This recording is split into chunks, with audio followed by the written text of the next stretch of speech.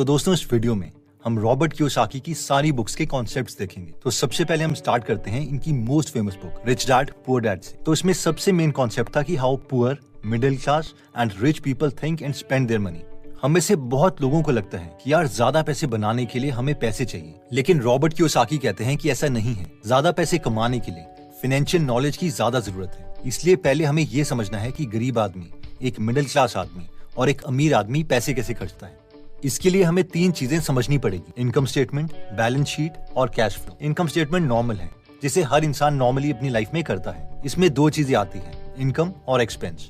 Income है जो पैसा हमें जॉब से आ रहा है, और एक्सपेंस है जो हमारे महीने का खर्चा है। नेक्स्ट है बैलेंस शीट, जिसमें दो चीजें आती हैं, एसेट्स और लायबिलिटीज। और इन दोनों चीजों की समझ ही हमें अमीर या गरीब बना सकती है। एसेट्स वो चीजें हैं जो हमें पैसा कमा के देती है बिना हमारे काम किए हुए या बहुत कम काम किए हुए। फॉर एग्जाम्पल रेंटल इनकम, कोई फ्रेंचाइजी बिजनेस या दुकान जिसमें हमें एक्टिवली काम नहीं करना पड़ रहा, एक्सेट्रा।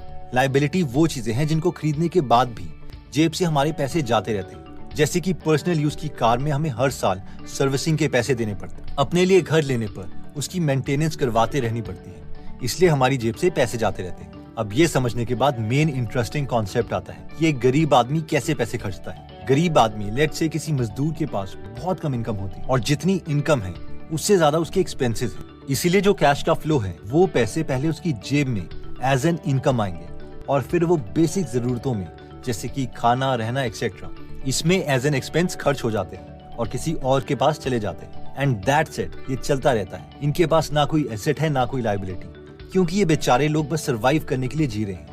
ऐसे लोगों के लिए हमारी ड्यूटी बनती है कि हम इन्हें फाइनेंशियल नॉलेज दें और कोई हाई इनकम जॉब दें ताकि इनकी अपलिफ्टिंग की जा सके। इसके बाद आते हैं मिडिल क्लास लोग, जो अमीर बन सकते हैं लेकिन फाइनेंशियल नॉलेज की कमी की वजह से ये एसेट्स के बजाय लायबिलिटीज लेते रहते हैं और रैट रेस में फंस जाते हैं। इन्हें सबसे पहले पैसे आते हैं सैलरी से, या फिर अगर वो सेल्फ एम्प्लॉयड है तो अपने छोटे बिजनेस से। ये पैसे इनकी इनकम है, और क्योंकि इन्होंने पहले से ही लायबिलिटीज ले रखी है, जैसे कि लोन पर घर, लोन पर कार, क्रेडिट कार्ड्स के बिल एक्सेट्रा, तो सबसे पहले पैसे उन लायबिलिटीज की किस्तें देने में चले जाते हैं। और फिर आता है एक्सपेंसेस, जिसमें घर का खर्चा है, जैसे कि फूड, इलेक्ट्रिसिटी बिल एक्सेट्रा। तो इनका एसेट कॉलम खाली रहता है और हर महीने ये कोई ना कोई नई लायबिलिटी लेते रहते हैं, जैसे कि आईफोन एक्सेट्रा। और इसीलिए एक मिडिल क्लास आदमी रैट रेस में ही रहता है। फाइनली आता है रिच। एक अमीर इंसान इतने एसेट्स बना चुका है कि उनके एसेट से ही पैसे जनरेट होते रहते हैं। उन एसेट्स में से कुछ पैसे का वो नॉर्मल एक्सपेंस करते हैं, जैसे कि फूड, इलेक्ट्रिसिटी बिल एक्सेट्रा।